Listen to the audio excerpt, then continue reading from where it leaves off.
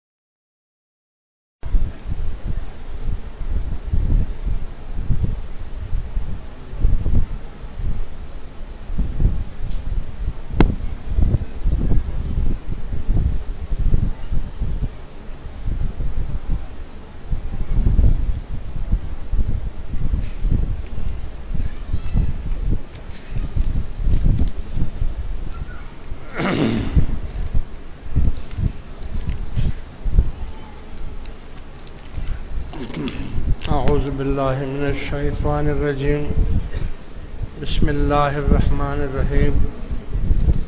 دوستو،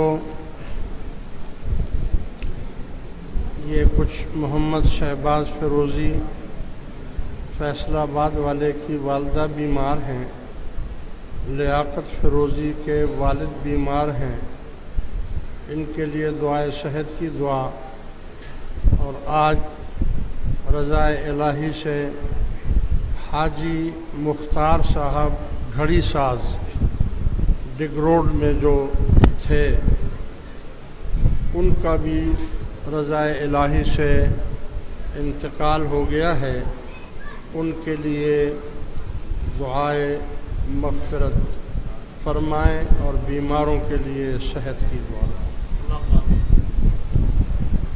اللہم اغفر لحینا ومیتنا وشاہدنا وغائبنا وصغیرنا وکبیرنا وذکرنا وانثانا، اللہم من احییتہ منا فاحیہ علی الاسلام ومن توفیتہ منا فتوفہ علی الایمان۔ یا اللہ، تمام بیماروں کو شفاء کلی عطا فرما، وصلی اللہ تعالی علی خیر خلقہ ونور عرشہ محمد وآلہ واصحابہ اجمعین برحمتک یا ارحم الراحمین۔ چند سوالات بھی لکھے ہوئے میرے پاس آئے ہیں، اس کا مختصر سا جواب بھی دے دیتا ہوں۔ سوال، ہر کام کا کوئی نہ کوئی مقصد ہوتا ہے۔ نعرہ غوثیہ، نعرہ حیدری، نعرہ رسالت، نعرہ لگاتے وقت ہمارے دل میں کیا خیال ہونا چاہیے، کس مقصد کے لیے ہم نعرہ لگاتے ہیں؟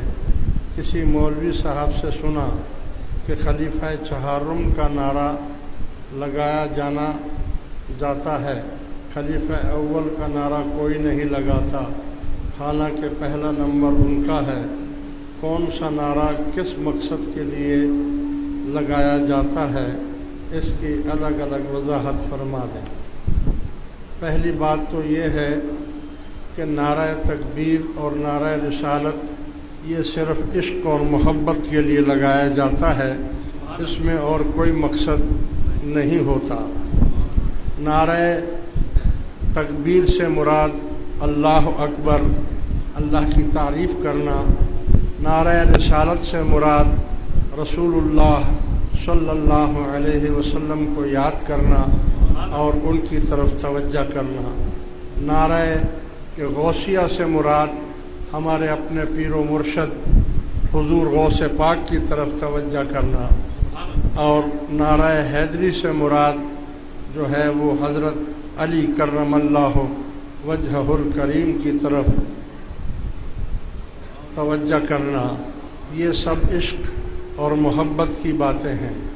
دوسری بات جو انہوں نے لکھا ہے کہ خلیفہ اول کا نعرہ کیوں نہیں لگایا جاتا ہے، تو ہمارے سنیوں کا ایک نعرہ یہ بھی ہے کہ نعرہ خلافت حق چار یار، یہ بھی لگانا چاہیے۔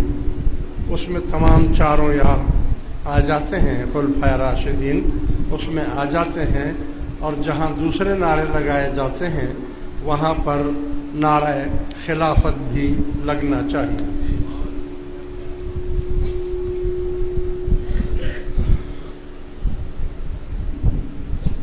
دوسرے صاحب نے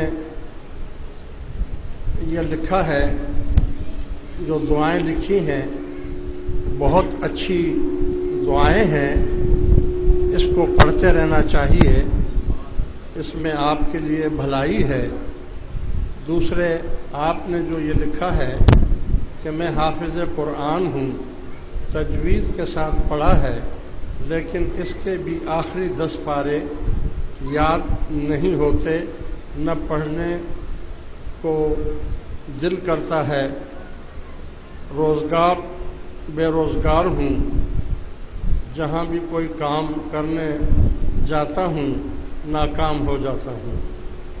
یہ دعائیں جو آپ نے لکھی ہیں یہ بہت اچھی دعائیں ہیں، اس کو پڑھنا چاہیے، اور یہ جو آپ کا دل اس میں نہیں لگتا، اس کی وجہ یہ ہے کہ اگر آپ پیر و مرشد والے ہیں تو اپنے مرشد کی طرف دھیان کریں، کوشش کریں۔ دوسری بات یہ ہے کہ دین اور دنیا دونوں ایک ترازو کے برابر ہیں، جیسے اللہ ہوتا ہے۔ جب آپ کے